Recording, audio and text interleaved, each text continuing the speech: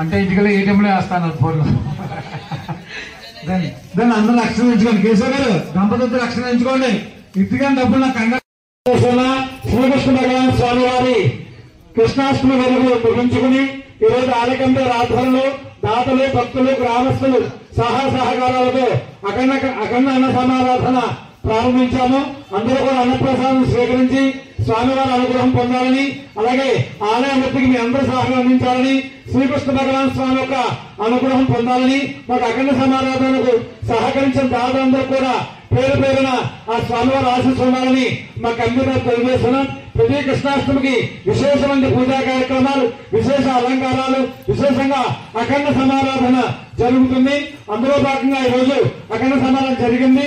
భక్తులందరూ కూడా విచ్చేసి స్వామివారి ప్రసాదం తీసుకుని స్వామివారి అనుగ్రహాన్ని పొందాలి.